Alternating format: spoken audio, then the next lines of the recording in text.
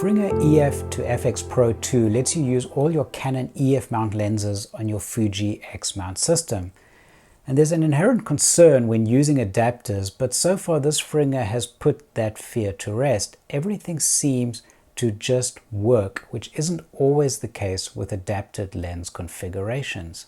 The Fringer appears to be well built with a solid feel, just the right amount of heaviness, if you will. It certainly doesn't feel out of place mounted on your Fuji.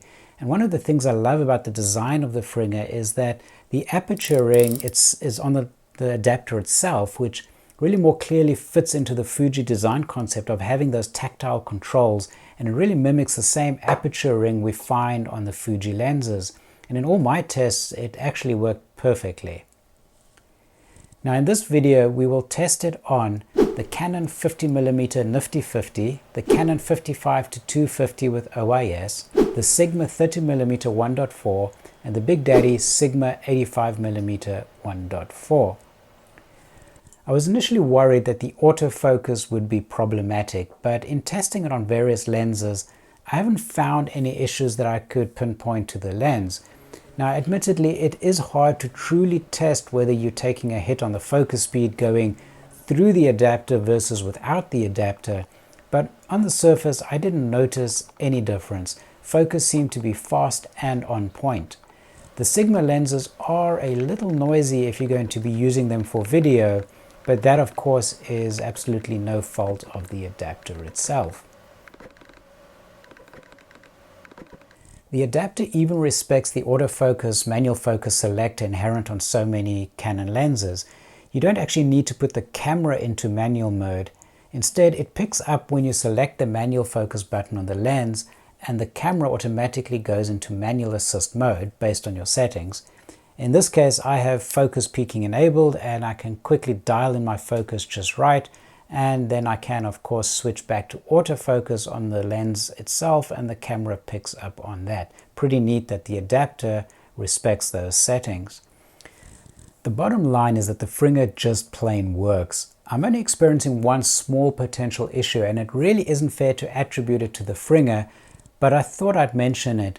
For whatever reason, my Fuji X-T3 is occasionally turning off the face detection, and then I have to go back into settings and turn it on again.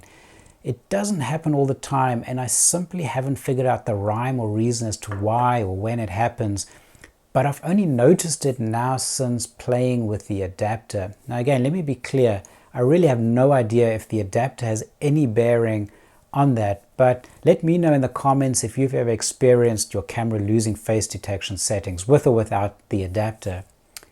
So, is it a worthwhile purchase or not? Coming in at $350, I feel it is a little steep, and ultimately the question of course will be whether you feel that an EF mount lens fits a hole in the Fuji lineup for you, or if you have a preferred EF mount lens that you like to use. I loved the Sigma 85 1.4 on my Canon, and I still love it on the Fuji. It is an impeccable lens, and it seems perfect for portrait shots with the creamiest of backgrounds. Now, I haven't tried the Fuji 90mm yet, but I was really appreciative that the Fringer allowed me to carry some of my investment over into the Fuji ecosystem. The Sigma 85mm was not a cheap lens. But here's the thing. Since moving over to Fuji from Canon, I've become spoiled by the Fuji lens quality. Not just the optics, but also the build quality and the size and weight of the Fuji lenses. I originally got the Fringer thinking that this was a good idea to reuse some of the Canon glass and the Sigma glass that I already owned. But as I've been using the Fuji lenses for some time now, and I try to revert back to the Canon and Sigma lenses, I can't help but feel that I'm taking a step back. The particular Canon lenses I have may have been inexpensive, but they feel cheap too. The exception being the Sigma 85mm with its unbelievable background compression, but that comes not only at a heavy price, but also with a corresponding weight. So the way I view this adapter isn't about using it so that I can go out and buy a bunch of Canon lenses, as I'd much rather stay in the Fuji ecosystem. However, if you have an existing investment in Canon lenses, then this could be a worthwhile option for you. Ultimately, I find no fault with the Fringer, which appeared to work flawlessly.